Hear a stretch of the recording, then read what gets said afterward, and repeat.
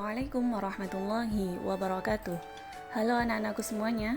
Hari ini kita belajar matematika SMP kelas 7 masih di bab 1. Hari ini kita akan belajar part yang kelima. Kita akan membahas KPK dan FPP. Kompetensi dasar masih sama dengan minggu lalu, ada 3.1 dan 4.1, dan tujuan pembelajaran kita pada hari ini yaitu peserta didik mampu menentukan KPK dan FPP dengan benar. Sebelum belajar, jangan lupa berdoa dan disiapkan alat tulisnya ya. Berdoa Ibu pandu dari sini. Berdoa menurut agama dan kepercayaan masing-masing. Berdoa dimulai. Berdoa selesai. Nah, sebelum kita membahas KPK dan FPB yang mana kalian sudah mempelajarinya di sekolah dasar ya. Pada hari ini Bu Umi akan membahas yang pertama yaitu faktor bilangan bulat. Perhatikan bentuk perkalian bilangan 12 berikut. 12 itu bisa 1 kali 12 ya. Dan juga bisa 12 itu didapat dari 2 kali 6. Dan juga 12 itu bisa didapat dari 3 kali 4. Di mana ketiga perkalian ini ya membagi habis, artinya tidak ada sisa. Maka faktor dari 12 itu adalah diambil dari mana ini? 1, 2, 3, 4, 6, dan 12 ya. Jadi untuk menentukan faktor dari bilangan bulat kita harus mencari perkalian ya, perkalian dua bilangan yang membagi habis. Yang kedua, kelipatan bilangan bulat. 1 kali 3 sama dengan 3. 2 kali 3 sama dengan 6. Begitu juga 3 kali 3 sama dengan 9. Dan 4 kali 3 sama dengan 12. Nah, 1, 2, 3, dan 4 ini adalah bilangan pengali. Kemudian 3, 6, 9, dan 12 ini termasuk bilangan kelipatan dari 3 ya. Kelipatan 3 yang pertama yaitu 3, kelipatan 3 yang kedua yaitu 6, dan seterusnya. Jadi kelipatan dari 3 adalah 3, 6, 9, 12, 15, dan seterusnya. Selanjutnya yaitu bilangan prima. Bilangan prima adalah bilangan lebih dari 1 dan hanya bisa dibagi dengan angka 1 atau bilangan itu sendiri ya. Berarti angka 1 bukan termasuk bilangan prima. Diperhatikan ada 2, 3, 4, 5, dan seterusnya. Apakah 2 ini termasuk bilangan prima? Mari kita cek. Bilangan 2 ini ya bisa dibagi oleh angka 1. Kemudian bisa dibagi oleh angka atau bilangan itu sendiri, yaitu berarti 2 dibagi 2 bisa ya. Kemudian apakah 2 bisa dibagi dengan angka yang lain? Misal, apakah 2 bisa dibagi dengan 5? Tidak bisa. Maka 2 bisa dikatakan sebagai bilangan prima. Kemudian bilangan 3. Bilangan 3 bisa dibagi dengan angka 1 ya. Kemudian bisa dibagi oleh bilangan 3 atau bilangan itu sendiri. Apakah 3 bisa dibagi oleh 4? Tidak. Maka 3 termasuk bilangan prima. Bilangan 4 bisa dibagi 1, bisa dibagi 4. Kemudian selain itu, bilangan 4 ini bisa dibagi oleh 2 ya. Jadi, bilangan 4 bukan termasuk bilangan prima. Apakah 5 termasuk bilangan prima? Ya, benar sekali. Kemudian selanjutnya, apakah bilangan 6 termasuk bilangan prima? Tidak, karena 6 selain bisa dibagi 1, selain bisa dibagi 6 atau dibagi bilangan itu sendiri, 6 juga bisa dibagi oleh dengan 2 dan 6 juga bisa dibagi dengan 3. Maka 6 bukan termasuk bilangan prima. Nah, bilangan prima ini contohnya adalah 2, 3, 5, 7, 11, dan lain sebagainya. Kemudian yang keempat adalah faktor prima dan faktorisasi prima. Faktor dari 12 ya, tadi sudah kita bahas. Faktor dari 12 itu 1, 2, 3, 4, 6, dan 12.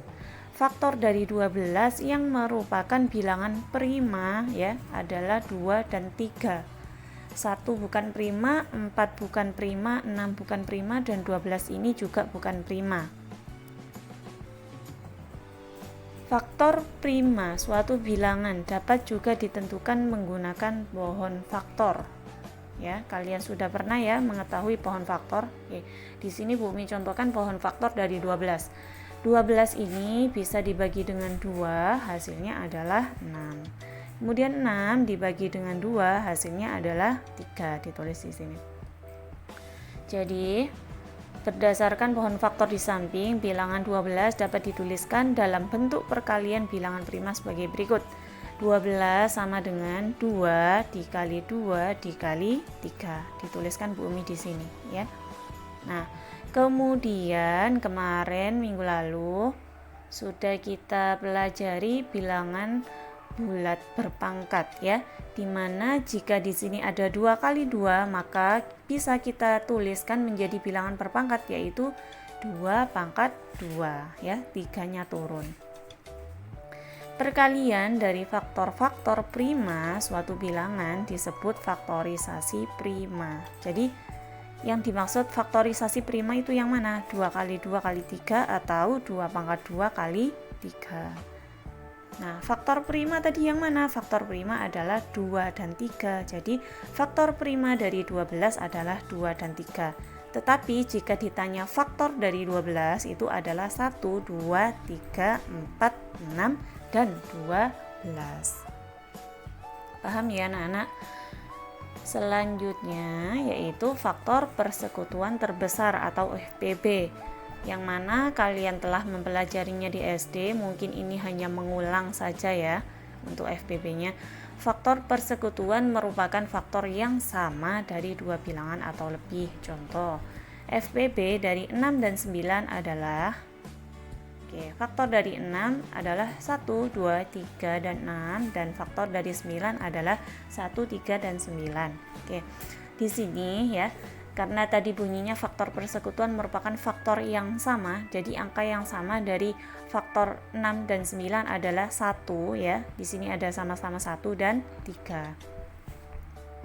Nah, karena yang ditanya adalah FPB, di mana FPB itu faktor persekutuan terbesar, maka bilangan terbesar antara 1 dan 3 adalah 3 ya.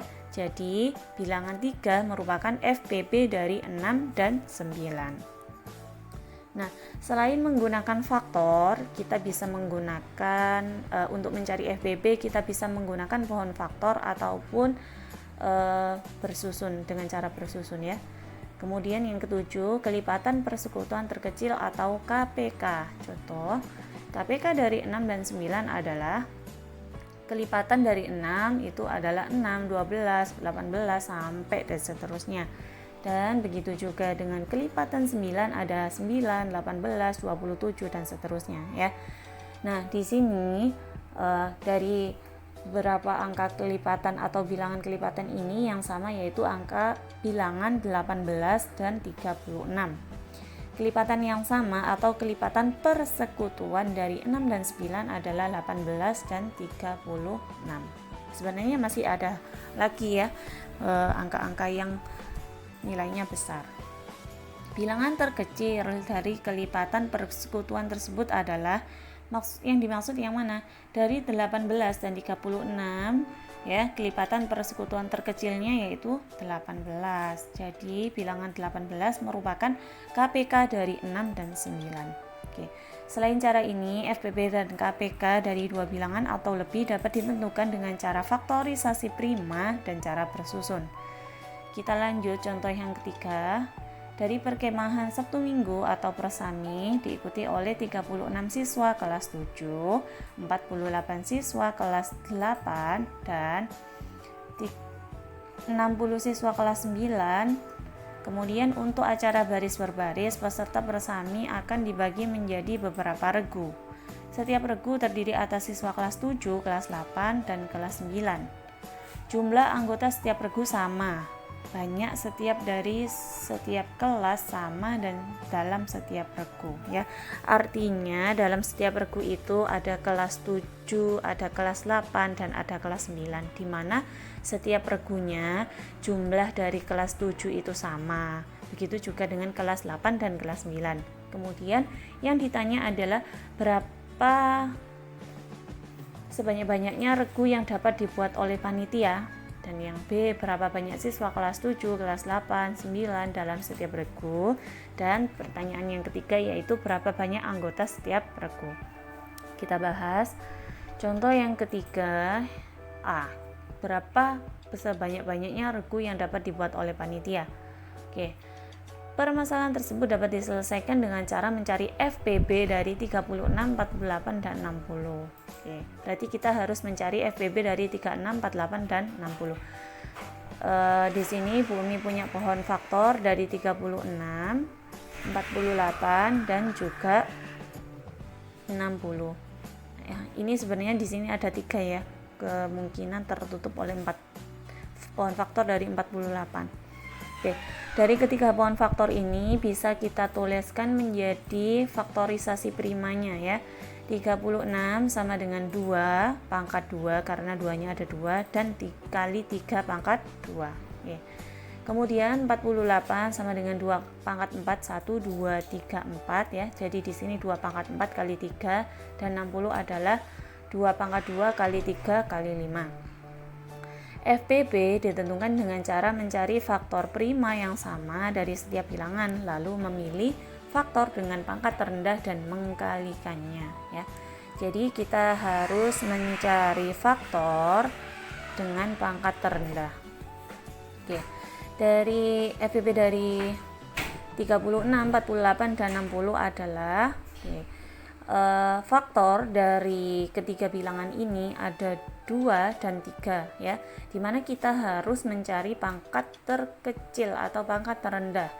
2 di sini mempunyai 2 pangkat 2 dan ada 2 pangkat 4 dan pangkat terkecilnya yaitu 2 pangkat 2. Dan kemudian pada bilangan 3 pangkat terkecilnya yaitu ini, bilangan yang tidak mempunyai pangkat atau 3 pangkat 1. Jadi FPB dari 36, 48, dan 60 adalah 2 pangkat 2 kali 3. 2 pangkat 2 sama dengan 4 dikali 3, maka FPB-nya adalah 12. Jadi banyak regu yang dibuat oleh panitia adalah 12 regu. Itu regu yang paling banyak. Bisa juga 6 regu nanti, tapi anggotanya berbeda ya. Kemudian penyelesaian yang B, berapa banyak siswa kelas 7, 8, 9 dalam setiap regu. Oke. Banyak siswa kelas 7 dalam setiap regu bisa kita cari. Tadi jumlah kelas 7 itu ada 36 siswa, di mana akan dibentuk 12 regu, maka 36 dibagi 12. Jadi untuk kelas 7 dalam setiap regunya ada 3 siswa. Kemudian untuk kelas 8 dalam setiap regunya ya ada 4 siswa, dan kelas 9 dalam setiap regunya ada 5 siswa. Jadi banyak siswa kelas 7, 8, 9 dalam setiap regu berturut-turut adalah 3, 4, dan 5. Kemudian yang C, berapa banyak anggota setiap regu? Oke, banyak anggota setiap regu kita dapat menentukannya dari penyelesaian yang B, di mana tadi setiap regunya itu terdiri dari 3 siswa kelas 7, 4 siswa kelas 8, dan 5 siswa kelas 9. Jadi setiap regu itu memiliki 3 siswa dari kelas 7, 4 siswa dari kelas 8, dan 5 siswa dari kelas 9. Kita jumlahkan sama dengan 12 siswa. Jadi anggota setiap regu adalah 12 siswa. Oke. Demikian pembelajaran kita mengenai KPK dan FPB. Bu Umi punya latihan soal. Di sini Bu Umi ambil latihan soal dari buku paket. Ayo kita berlatih 1.8. Bisa kalian buka buku paket kalian ya. Di sini ada soal pilihan ganda mulai dari nomor 1 sampai nomor 4 ya. Nanti bisa dicari sendiri di buku paket kalian. Dicari ayo berlatih 1.8 ya. Nanti dikerjakan dengan sungguh-sungguh dan dikirim melalui link yang sudah di-share oleh wali kelas kalian masing-masing. Bisa kalian pause untuk mencatat soal ini.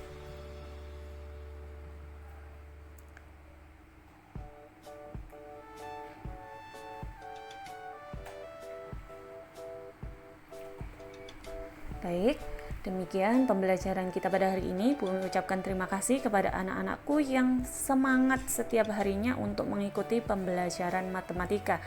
Semoga ilmu yang kita pelajari pada hari ini bermanfaat. Jangan lupa dibantu subscribe ya anak-anak. Bumi akhiri, Assalamualaikum warahmatullahi wabarakatuh.